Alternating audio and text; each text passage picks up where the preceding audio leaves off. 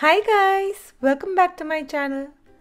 Today I'm sharing with you my go-to method for making idli batter and the things I do to ensure I get well fermented batter every single time that makes for soft and fluffy homemade idlis. And of course there are some other methods to make idli batter and I have shared quite a few such alternatives in the post I have linked in the description box below, which you can check out. But in this video, I have shared my go-to fail-proof method for idli batter, which gives me consistent results every single time. And I know it will work for you too. So let's get started, shall we? For making idli batter, good for about 45 to 50 idlis, you need 1 cup of urad dal, 2 1/4 cups of idli rava, 1 teaspoon fenugreek seeds or methi, 2 teaspoon rock salt, and 2 cups of water for grinding. Start with washing and rinsing the urad dal a few times until the water is not so cloudy anymore, and then strain the water.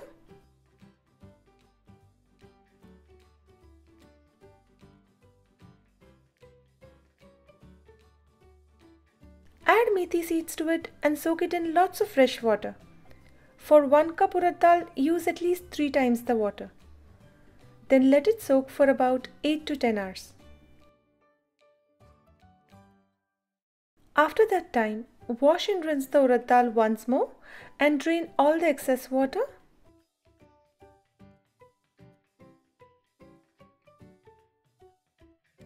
Here I am using my grinder, but you can do this in the blender too.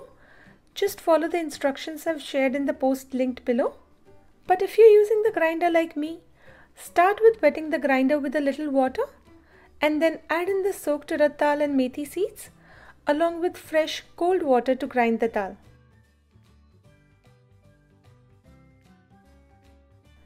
And here ensure to use really cold water. This is especially important when grinding the dal using a blender, but best to use cold water even for grinder, because for soft and fluffy idlis, it's really important that the batter doesn't get warm during grinding. And you can even add the water in a few parts to ensure the batter stays cold. Though this is not really necessary when using a grinder because the batter usually doesn't get that warm in a grinder. But I normally still add the last half cup of water or so after grinding the batter for at least 5 minutes, just because it gives me a chance to scrape the sides and ensure everything is well mixed.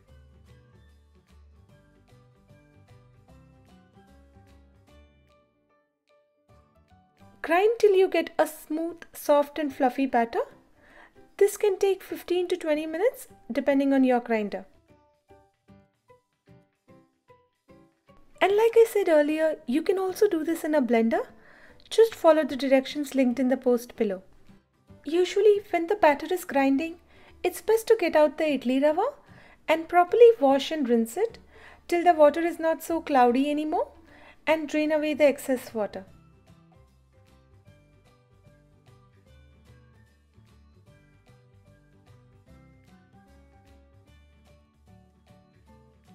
Here I'm using the instant pot to ferment the batter, but you can do this in any regular pot using the traditional method, and I have shared the instructions for that in the post linked below.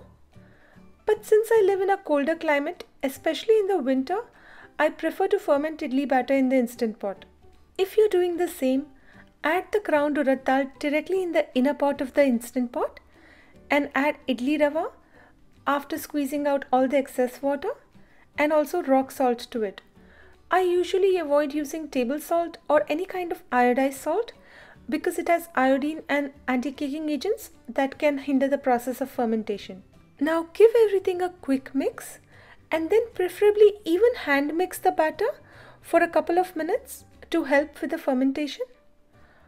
Also, if you're living in a warmer climate, you can add salt after fermentation, but otherwise it's best to add salt before fermentation. The consistency of idli batter will be easy drop but not liquidy to the extent that it flows freely. And just for your reference, I'm sharing the starting point of where the batter is before it rises.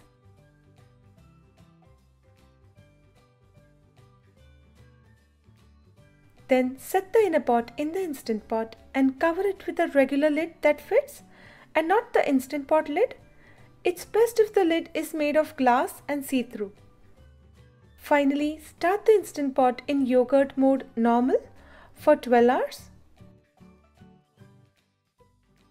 Again, like I said earlier, you don't need to do this in the Instant Pot if you live in a warm and humid climate, and I've shared the alternative method in the post linked below.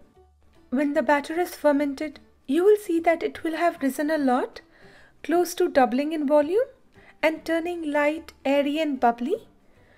At this point you can turn off the Instant Pot if that's what you've used to ferment the batter. Again, for your reference, I'm sharing the point to where it has risen to, and this was just in 10 hours, not even the full 12 hours I had set it to.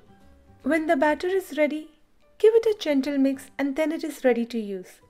However, be careful to not overmix this fermented batter, because with excess aeration in the batter, after steaming the idlis might rise and then collapse quickly too. So just give the fermented batter a proper but gentle mix one time. And the consistency of this final batter will be easy drop, not pour, that is not too thick but not too liquidy either. And there you have it, perfect idli batter to make delicious, soft and fluffy homemade idlis. I hope this video sharing my go-to method for making idli batter was helpful. However, if you're looking for alternative methods to make this, or even how to properly store idli batter before and after fermentation, and answers to some frequently asked questions while making idli batter, then click on the post linked below. I have shared all of that there and much more.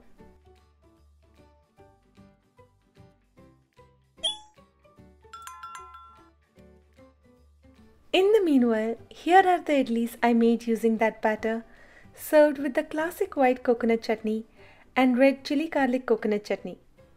I hope you try this recipe too and enjoy!